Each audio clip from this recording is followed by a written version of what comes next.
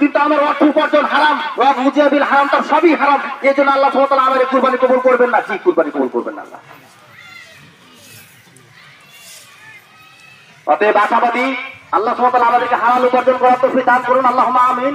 কুরবানি করে সওয়াবের অধিকারী হয়ে কিয়ামতের মাঠে দাড়িপাল্লাগুলো যেন ভারী হয়ে যায়, এই আশাবাদী আল্লাহ তুমি আমাদের কবুল করো, আল্লাহুম্মা আমিন। আশাবাদী কুরবানির প্রত্যেকটা জায়গাতে সালাতের কথা বলা হয়েছে, আমরা যেন সালাত আদায়কারী হতে পারি, আল্লাহ কবুল করুন, আল্লাহুম্মা আমিন। নবী করিম সাল্লাল্লাহু আলাইহি ওয়াসাল্লাম বলেন, আল্লাহ সুবহানাহু ওয়া তাআলা, তিনি বলেন আল্লাহ সুবহানাহু ওয়া তাআলা পবিত্র এবং পবিত্র ছাড়া অপবিত্র বস্তু কবুল করেন না। তার মানে আমরা যদি কুরবানি আশাবাদী হই যে আমাদের কুরবানি কবুল হোক, আমি এই কথা আশাবাদী হচ্ছি, আল্লাহ সুবহানাহু ওয়া তাআলা বলেন, রাসূলুল্লাহ সাল্লাল্লাহু আলাইহি ওয়াসাল্লাম বলেন আমাদের ইনকামগুলো যেন হালাল হয়, তবে আমাদের কুরবানি কবুল হবে, নচেত আমাদের কুরবানি কবুল হবে না। আল্লাহ সুবহানাহু ওয়া তাআলা বলেন,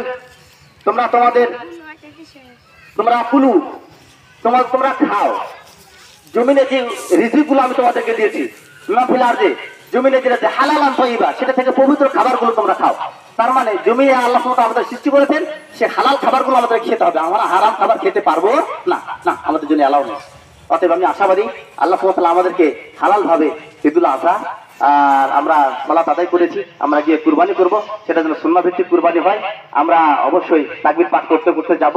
আমাদের কাজ হবে এখন গিয়ে যে আমরা আমাদের পশুগুলোকে আমরা শুয়ে দিব, আমাদের উত্তর দিকে থাকবে পা, দক্ষিণ দিকে থাকবে তার মাথা, এবং পশ্চিম দিকে মাথাগুলোকে আমরা ঢেলে একটু শুয়ে দিব, ঝুঁকে দিব, এবং বিসমিল্লাহ আল্লাহু আকবার বলে আমরা আমাদের পশুগুলোকে জবাই করব। জি, বিসমিল্লাহ আল্লাহু আকবার। এই জবাইয়ের সময় কেউ কথা বলবেন না, যিনি জবাই করবেন তার সাথে কথা বলবেন না, কেন আমরা দুনিয়াবি কাজে কথা বলতে বলতে, এই দড়ি কাটা পা বাঁধা নিয়ে কথা বলতে বলতে বিসমিল্লাহ আল্লাহু আকবার ভুলে যাই, হয়তো এরকম মিস্টেক হয়, আমরা এটা করবো না। বিসমিল্লাহ আল্লাহু আকবার সুন্দরভাবে বলে আমরা কি করবো, জবে করবো। এই জবে করার পর পশুটা নড়তে থাকে, নড়তে থাকে, নড়তে থাকে, আর আপনি পায়ের রগগুলো কাটতে থাকেন, এটা করবেন না, এটা জায়েজ নয়, নিষেধ করা হয়েছে। সবকিছু বন্ধ হয়ে যায়, তারপর আপনি এটা কাটেন। আমরা জানি যে আল্লাহ সুবহানাহু ওয়া তাআলা আমাদেরকে বলছেন কুলু, তোমরা খাও, এবং ওয়াকিমুল বাইসাল ফাকির, তোমরা খাও, এবং এটা তোমাদের ফকির যারা রয়েছে, নিঃস্ব যারা রয়েছে তাদেরকে দাও, এবং যারা আল্লাহ সুবহানাহু ওয়া তাআলা দ্বীনের জন্য সন্তুষ্ট, হয়তো তারা কুরবানি দিতে পারছে না, তাদেরকে দাও। অর্থাৎ আমরা বলছি যে আমরা নিজেরাই খাবো, যারা আমাদের মুসলিম ভাই তাদেরকে দিব, যারা অভাব দুস্থ রয়েছে তাদেরকে আমরা দিব।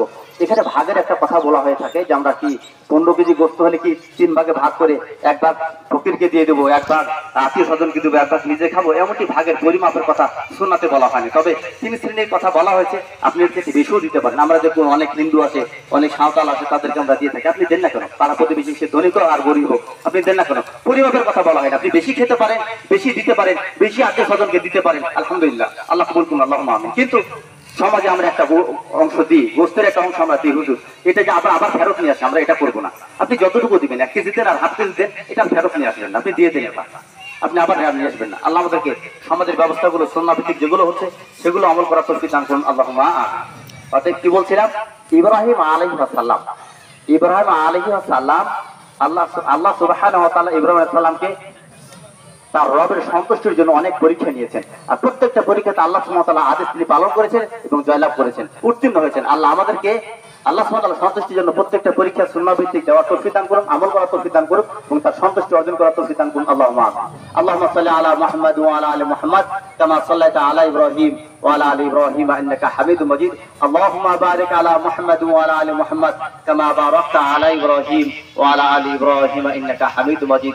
আকুলু কওলি হাযা আস্তাগফিরুল্লাহ ওয়া লাকুম ওয়া লিসাইরিল মুসলিমিন। আসসালামু আলাইকুম ওয়া রাহমাতুল্লাহি ওয়া বারাকাতুহু।